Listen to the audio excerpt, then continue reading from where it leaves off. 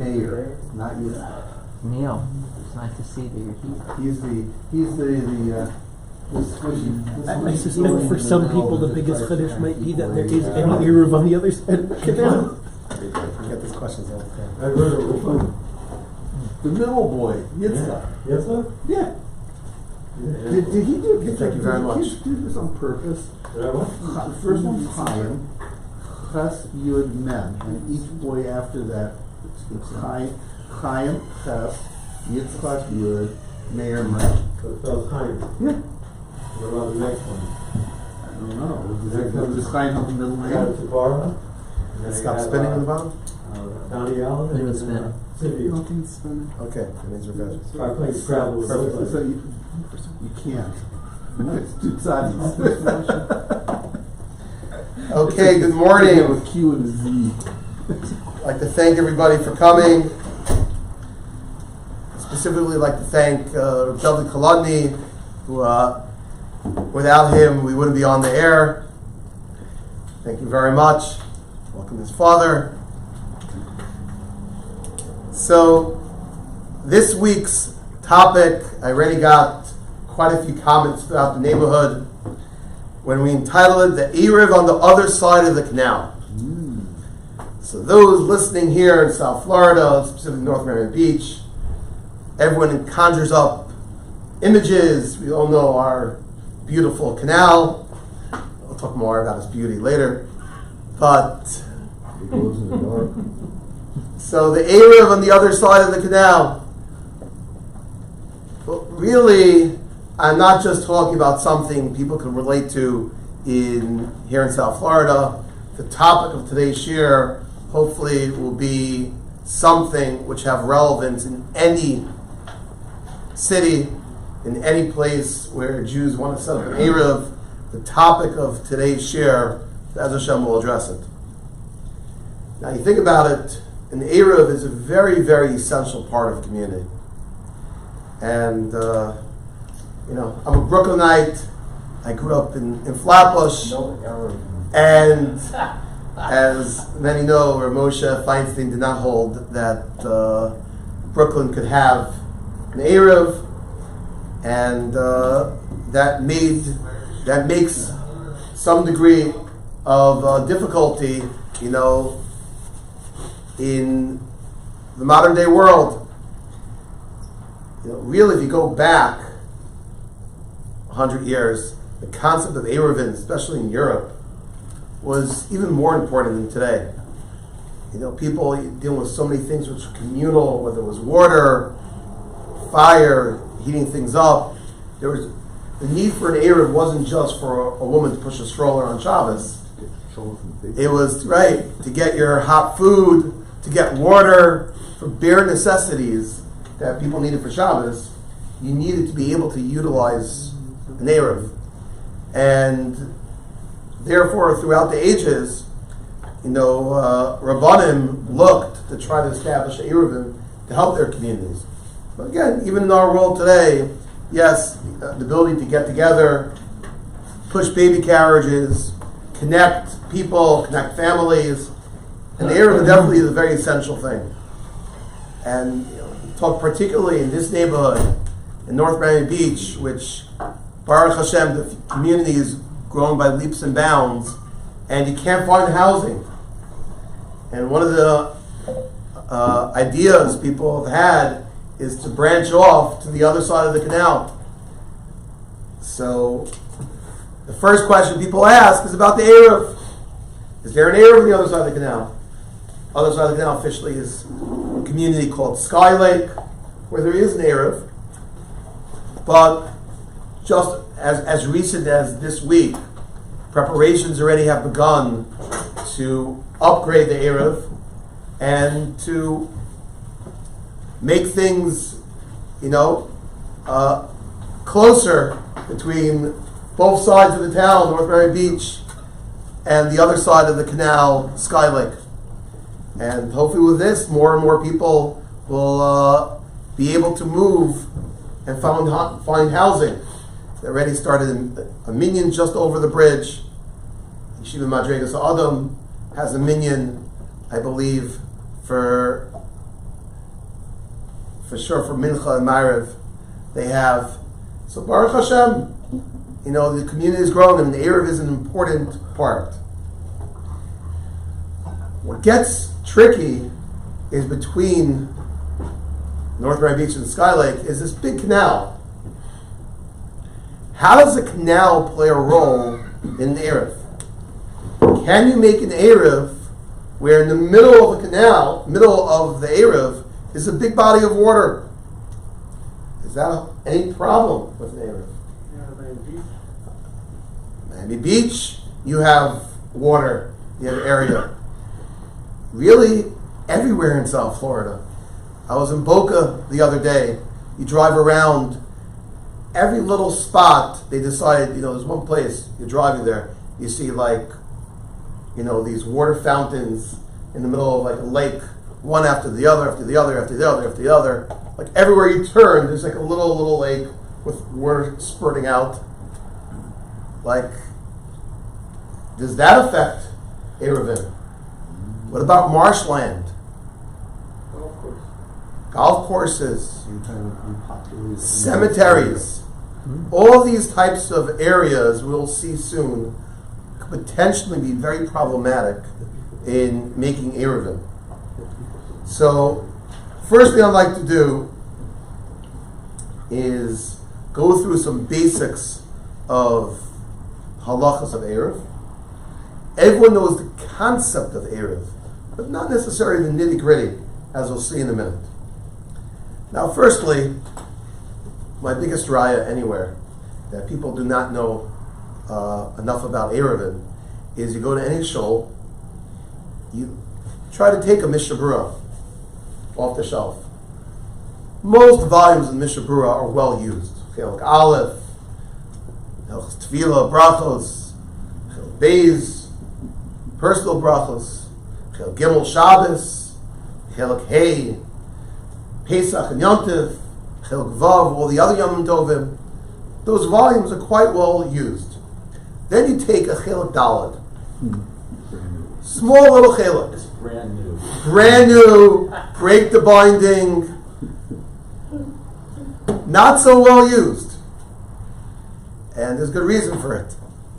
The halachas of Eruvin are very complicated, quite hard, and it's the type of thing that is really relied upon the experts, the people that are well versed in it.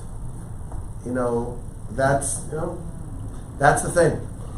I would be remiss if I didn't tell over a famous story. When they were debating the Eruv Shaila in Brooklyn, I might have told this before. So Moshe Feinstein issued this psak that he invalidated the idea of having an Eruv in Brooklyn, as we'll get to in a moment. So there was a group of Rabbanim that were meeting, and they're post that psak, we're trying to figure out what to do. Obviously, there's a lot of communal pressure that people wanted an Eruv. The story's going back 50 years ago, plus. So one rabbi got up at the meeting and made the following declaration. Look, Rabbi Feinstein's entitled to his opinion, but we are rabbis too. And we'll make our opinion. Well, there was a Rav there at the meeting who understood who Moshe was. I guess he also understood who his adversary or member of the committee was too. So he turned to this rabbi. He's like, "You're arguing with Moshe Feinstein?" He says, "Let me ask you this. Do you know how many prakim there are in Maseches Eruvin?" The person didn't know the answer. He proceeded to sit down. Maseches Eruvin, Hilchos Eruvin, are things which, everyone should know how many prakim there are in Maseches Eruvin. But, to really be an expert is not simple. I actually just past week, my cousin is considered one of the experts in Eruvin in America. He was actually brought down there to look at the Eruv on the other side of the canal and work to upgrade things. There aren't so many people like that. And it's important to know. Let's start with the basic halachas. So, the Gabi Hilchas Shabbos, which is very, very important, any carrying, which is Ram Shus Yachid, 4 Amos, right? All these things, you have to know in Hilchas Shabbos what the area is. So, for simplicity's sake, we're going to focus today on 3 areas. Okay, there's also an area of Makom B'Torah, but that we're not going to focus on. 3 areas are, you have a Rosh Hashanah, public domain, Rosh Hashanah, private domain, and there's an idea called a Carmelis. Doesn't just mean a vineyard. Now, a Rosh Hashanah, the most basic definition is being the fact in the times of the Beis HaMikdash, that's where we look for times of Mishkan, that's where we look for our malachos. So there were 600,000 people, the Jews, passing through the Midbar, involved with the setup of the Mishkan. So that's considered a Rosh Hashanah. 600,000 people passing by on a daily basis. That's men, isn't it? Yeah, so that's what we consider. The women were inside the house. So 600,000 people traveling through. Now, in our metropolises, yeah, you could have 600,000. Nowadays they do make calculations, they do have these things. And it does make for potential issues in big cities. In the big cities in Europe, Frankfurt, they weren't so quick to put up Eruv over there. Because if something is a Rosh Hashanah, you can't have an Eruv. There's no way of fixing that. And that's where Brooklyn, one of the issues in Brooklyn is that was deemed a metropolis, a very big city, and can't have an Eruv over there. That's so simple. Right? Now, we could hawk about this part of Rosh Hashanah, clarification. but that's not what we want to do today. But yes. Just when you're saying 600,000, are you meaning 600,000 traveling on the road itself, or are you talking about 600,000 people moving through the area that you would want to put? Yeah. I think it's moving through the area, but they judge it. Queens Boulevard, Ocean Parkway, different spots. Yeah, but that's just the thoroughfare to see. How many people are there. The Queens Boulevard closing. Right. Now, there's also Rosh Hashanah, which obviously if you have your own backyard, your own house, everything is enclosed, that's okay. Then you have an idea of a Carmelis. What is a Carmelis? So I saw best definition of a Carmelis is a din d'Rabbanan, that any area which I guess the way I'll put it, is not a Rosh Hashanah, automatically is a Carmelis. Carmelis is an area that we treat it practically as it's not yet a Rosh Hashanah, but it could be fixed. In a Rosh Hashanah, you could string your poles wherever you want, ain't going to help. Rosh Hashanah is unfixable. You can't make an Eruv there. The concept of an Eruv really is to transform an area which is sort of in between. It's not a Rosh Hashanah, it's not exactly Rosh Hashanah, but I'm transform this area in between into Rosh Hashanah. Well, how am I making North Miami Beach into one big Rosh Hashanah? I put up doors, I put up tikkunim, different ideas to fix and make this area, this community, one big Rosh Hashanah. That's the idea behind an Eruv. Obviously, it's not so simple. I'm going to try to enclose this entire area so it should have the same type of din as a Rosh Hashanah. If it's a public domain, Rosh Hashanah, just the amount of people going through, again, you could have your poles up from today till tomorrow, that won't help. There's too many people passing through. But where there isn't 600,000 people passing through, but it's not your backyard, that's a Carmelis. But if you put up Eruvin, if you go through all the halachas of Eruvin, and you're able to map out the area where there's different forms, either it's Pesach, Lechis, all different Eruvin fixes, which we're not going to go into the particulars of that today. So then, what that does, it transforms your Carmelis into a pseudo Rosh Hashanah, and thus to be able to carry them.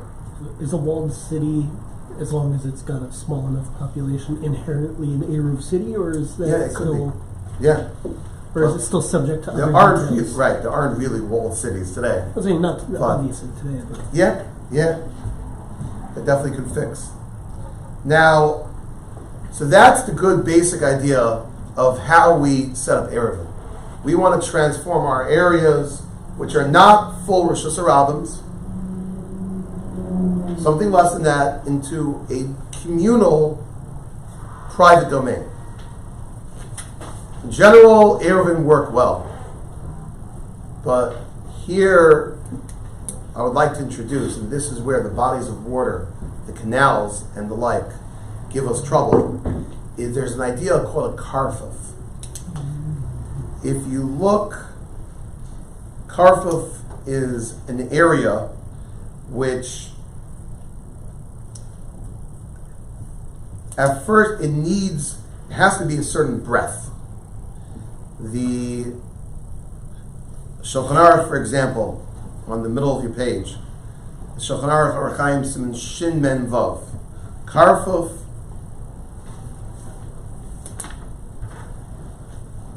a place that is makom shemukuf mechitzos. You can have a place which around it are mechitzos, around it are walls or halachic walls. But this Karfuf area is Yosem Beis Hasayim, is more than practically 93 by 186 feet. Significant area, but not that big. Shlo Hukaf Ladira. It wasn't surrounded for people living there, for people dwelling there. So Asru Chachamim Metaltabo. Chachamim assured people to carry there. So even though this is within, quote unquote, your Eruv, if you have this karfuf, which we'll define in a minute, it's a big area, 93 by 186 feet, practically. So that is also to carry there. Why? So if you look in the Mishnah Berurah, parallel to it, the Mishnah Berurah there, Sef Katan Yud Zayin.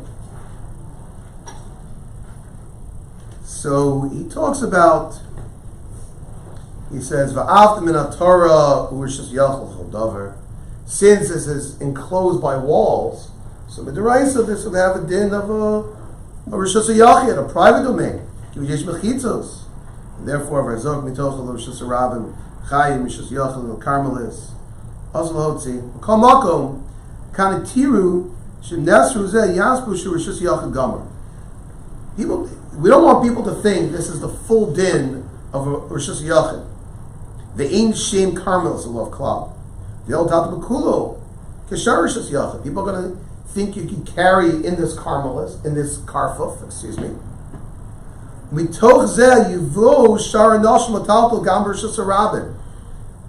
If we allow people to carry in this area, then you know what? People are going to start carrying Rosh Hashanah. This is comparable to a public domain. Because it's big and it wasn't surrounded for dwelling. So let me explain. A karfuf, let's think I have a big Eruv. In the middle of the Eruv, I have a swamp, a little swamp land. What's doing in the swamp land? Nothing. Swamp. Maybe kids will go play there, to catch frogs. But there's nothing really doing there. Right? In my Brooklyn idea, there's, you go on the other side of Marine Park, right? There's like other side of the street. There's like marshes over there. I remember as a kid, high grass. Yeah, some will call our canal, I heard mumbling on your breath. You wouldn't call it a canal, you call it, a swamp. Swamp creatures. So let's say you have this swamp in the middle of an Eruv. Here's the big issue. You have this swamp in the middle of an Eruv, the way Chazal look at it, the Chavetz Chaim explains. People not living there. No one's building a house in that swamp. No one's living there. Plus, it's a big area. And yet, you're going to tell me because there's mechitzas around it, you can carry it? Oh, that's a problem, the rabbis say. People are going to come to carry it. It's just a rabbin. In a public domain. They'll come to carry in the streets. So therefore, Chazal answered it. A karfuf, this area, uninhibited area, in the middle of an Eruv, is bad. You cannot carry there. Okay? So if we stopped right here and say, Rabbi, okay, I hear the issue. You're going to tell me these canals, these ponds, these swamps, maybe cemeteries in the middle of an Eruv is going to be a problem. People don't live there. Nothing's doing there. Agricultural. Yeah, right? Yeah. A big farmland potentially. These areas in the middle of an Eruv will create problems. Now, we're for sure once you go quote unquote out of town. For sure, once you go out of town, so you definitely have areas like this. Sure, even in upstate Muncie. But even in cities, there sometimes is dead areas. Yeah? We can talk about golf courses. But there's dead areas, dead spots in communities. So that would be bad. You wouldn't, even though if there's an Eruv in the community, you cannot carry around that spot, in that spot.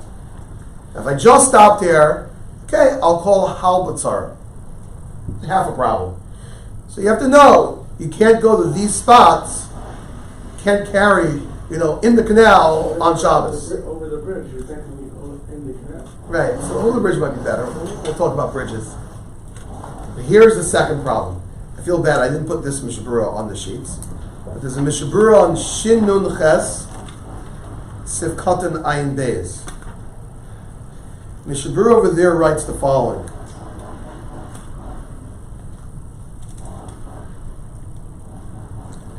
And this is a pretty basic concept. The Gemara talks about this in Eruvin, that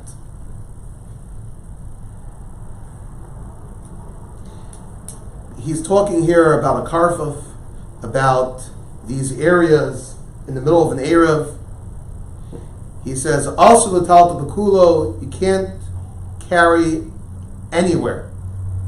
Da'amir osro, this little miyat, this minority area of your swamp messes up the entire Eruv.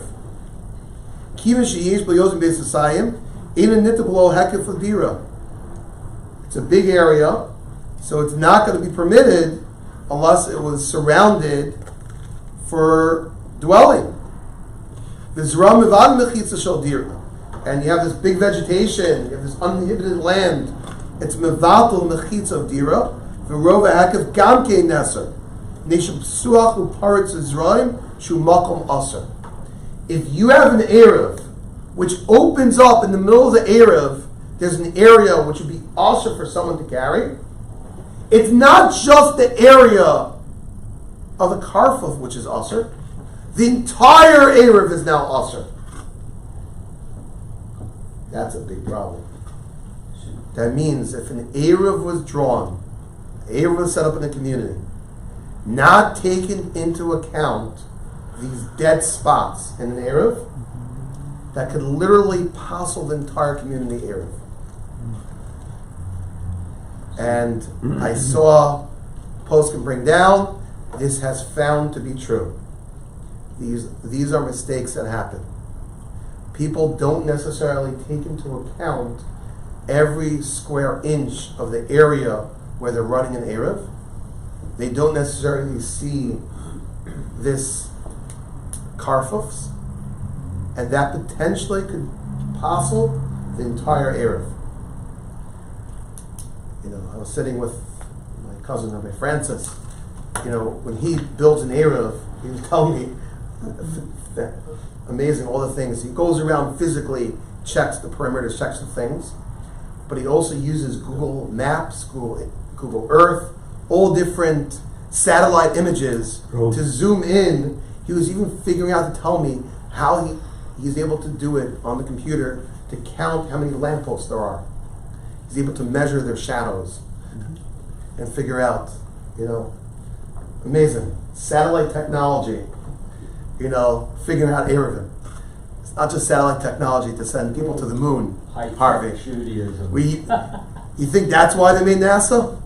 They made NASA for us to have the technology to figure out how to make Eruv. That's how. NASA or NASA? Yeah.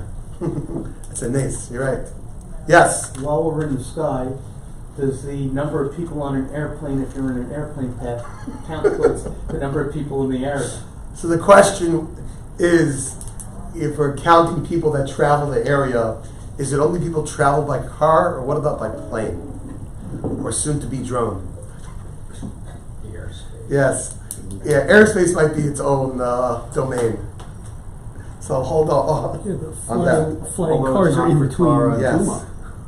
I have an air when there's like one, so when there's Yes. Excellent, excellent point. So what do you do if you have an area which you want to make an Eruv in, and there's a karfuf in the middle? So if you understand that ahead of time, coming into planning your Eruv, the best thing to do would be to build an Eruv with that being excluded. In other words, the karfuf would not be part of your Eruv. You'll have Tzuras of Pesach around it, so that'll be outside of it. So your whole Eruv begins outside of the karfuf. The karfuf would be sectioned out, that is not part of the Eruv. Correct. Huh? So it would look something like one of these. Now, this brings me, right? The question was asked, ideally, you're building an Eruv, you have a karfuf, what do you do? I'm going to go through other heterim potentially in a few moments. But probably the most l'chachila way to do it is you design an Eruv where you could build the Eruv around the karfuf, that it would not be part of the Eruv. The Eruv begins outside of the karfuf. In other words, let's envision a big circle with the bullseye being a karfuf. So if you put your mechitzas around the big circle, so in the middle of your Eruv is a karfuf, which will invalidate the entire radius. But if you'll put two rings. You put a ring on the outer part and a ring around the karfuf. So your Eruv begins outside the karfuf and around. That would be okay. Here brings up an issue of why this is really a big problem. And anyone who's involved in helping community Eruvim know this way too well. The biggest reason for problems with Eruvim is a lack of funds and a respect for what's going on. I think this is a pashut second step from the lack of knowledge about Eruvim. People know, no basics. Yeah, every community has to have an Eruv. So yeah, we have to support an Eruv. People know that to some degree. If you ask the people collecting the money, they'll say they probably don't know it at all. But to some degree, people know that. But if you don't understand what's going on with an Eruv and all the complications, okay, come on, how much money does it cost to put up strings? Right? People don't understand the costs and what really goes into running a kosher Eruv. You have to set things up, things break over time, it has to be fixed, people have to check it every week. But here's the thing, in the real design of an Eruv, most of the time, what happens is communities don't have the funds to set up an Eruv in the most l'chachila way. Exactly like you asked. If you're building an Eruv ideally, should you build in a way the best possible way? Sure. I saw someone complain. It's so funny. People hock and hock. We have mashkichim here, right? When it comes to food, they're going to be machmir. They're going to ask 1,000 questions. Eruvim, Baruch Hashem, there are people that ask. We have vacationers that come by. It's common here in Yeshiva, people ask, is there an Eruv over here? What about here? What about there? This side of the canal, other side of the canal. Good. It's important people ask. But they're definitely not as advanced in their knowledge of Eruvin as they are of Kashrus. And it's not something that bothers the public. Ooh, did I get this lachachila or not? But really, if there was more funds, the Eruvin would be able to be designed in a way where karfos wouldn't be a problem. Now, you're right, in some areas, it's just so many of them. Boca, I don't know, some spots, it might be so prohibitive, even if people got much more interested in the Eruvin. But if you're asking for the ideals is to take into account all the karfos and see if you can go around it. That can't be done. There are heterim out there, but I must say they're not pashut. And that's why really your idea is the best. Really, when you're building an Eruv, you gotta know all the things involved and not to come to a situation which communities have that they only realize later that there's a karfuf in there and nothing was done to rectify it and they had real problems. A couple things. One, does it matter if you enclose the karfuf before you build the rest of the Eruv, or can it be afterwards? Meaning, if you build the entire Eruv around the neighborhood and then build something around the karfuf, or does it have to be the karfuf first and then? Excellent question. The way it works is if you build this Eruv around the karfuf, then the Eruv is possible. Period. What you'd have to do is break your Eruv and redo your Eruv. Doesn't necessarily mean you break every part, but one significant area would have to be undone. Fix the karfuf, put an Eruv, start the Eruv around it, and then do your outer walls again. So connect your outer walls. I guess the follow-up would also be things like whether you have if you have an existing Eruv and then they build a golf course, or then they add something. Right. So a lot of golf courses also, they usually have some kind of a fence around them, but if it's only put in after the Eruv, so does that ruin the Eruv? So golf courses. Yeah, I tried looking into all different areas. I should have thought of talking about golf courses because here in Florida comes with a lot. Though I see a trend now.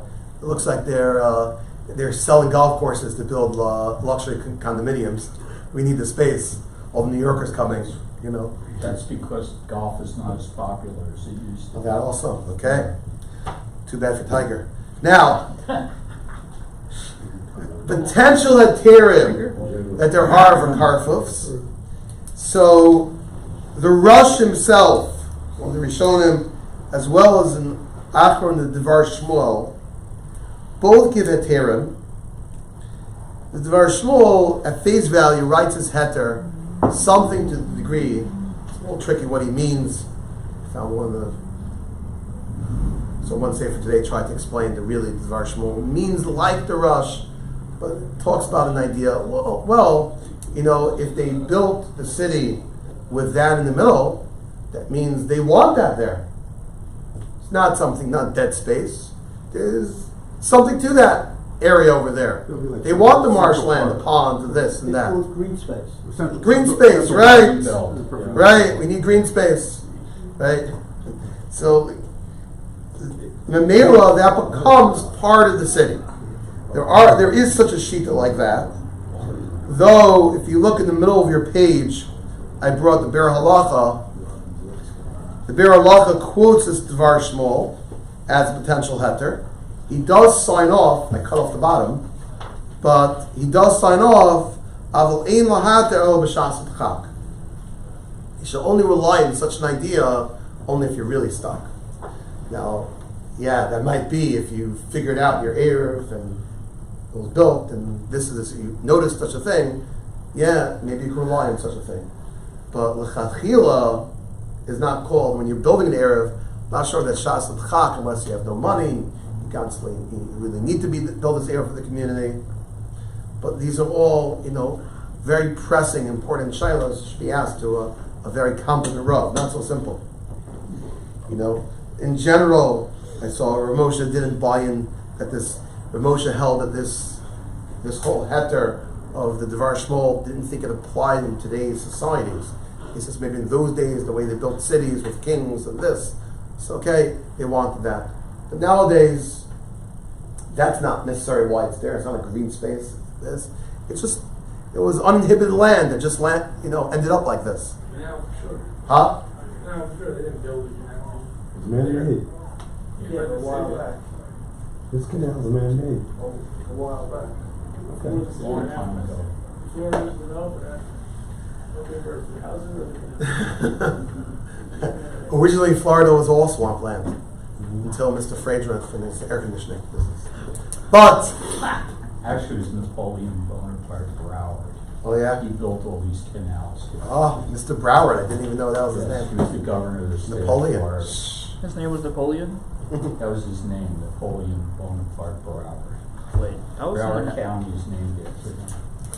That wasn't from us. They wanted to change it because If you have like if someone builds a decorative pond or something like that. So I'm about to talk about that. Hold on. Also, how would you even possibly close it up? Meaning, there are different kinds. There are kinds that are below ground that look more natural, sort Yes. of at more, and there are the sort of above ground, like you might find in the middle of the city, where you throw pennies in and waste money. So Good luck. let me talk about bodies of water for a minute. Another potential area of the Torah. Okay.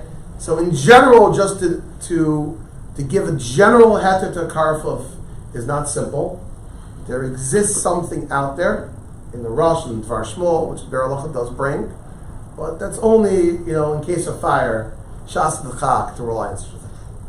Now within bodies of water, there is more potential to find a Torah. The Gemara in Eruvin, which is quoted on top of your sheets, talks about that just like in, when we talk about a karfuf, we're talking in terms of a swamp or a grassy spot. We're talking about something that's not cared for. You have high grass, no one's going to walk in it, swampy, disgusting land. But a nice, tree-lined, grassy area, park, that's not considered a karfuf. That is inhabited. People go there, people spend time there. Similarly, right? Similarly, the Gemara says, "Amalu Rav Acha the Rav Beredi Rav Misharshia Hachi Amar Mishmei Rava Mayim Kinetiyim Dam V'Shar." Water could be like planted trees, flowers, and permitted. Amar Meimar V'Hu Dechazi L'Tashnisha. Water works provided that it has a usage. But if it doesn't have a usage, then the water doesn't work. Okay.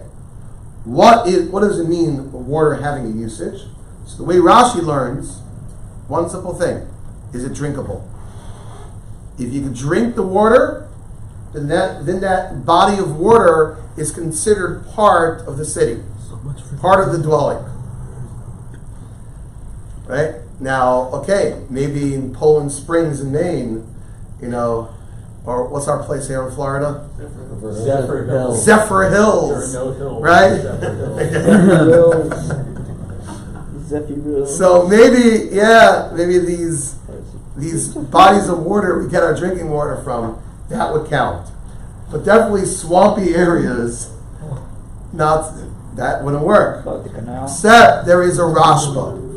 The Rashba in Avodas HaKodesh writes, "Sha'afilu me'enam really mishtiya, rak l'tashmishim acherim." The example the Rashba gives is washing.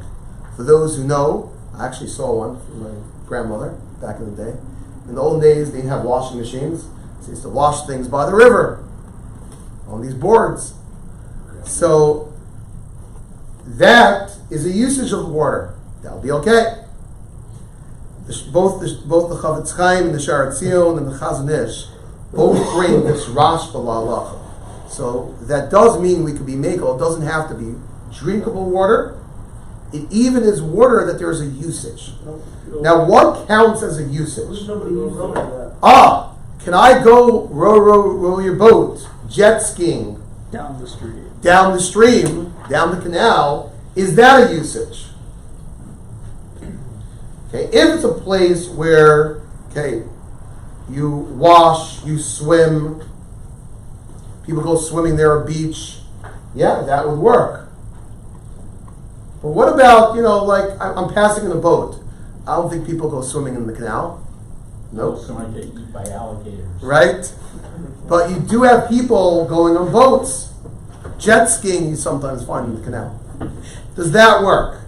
So I found, if you look at the bottom of your sheets, in Shalosh Chulas V'Dibarta Bam, by Baruch Moskowitz, so there he talks about the idea of jet skiing and water skiing, and he is quite negative. You never had fun jet skiing, I don't know. But he's quite negative about them being utilized. The way he understands it is Pashup Shad has to be a tashmish kavua. It has to be a set thing that's done all the time. Okay? You don't necessarily see people constantly jet skiing there.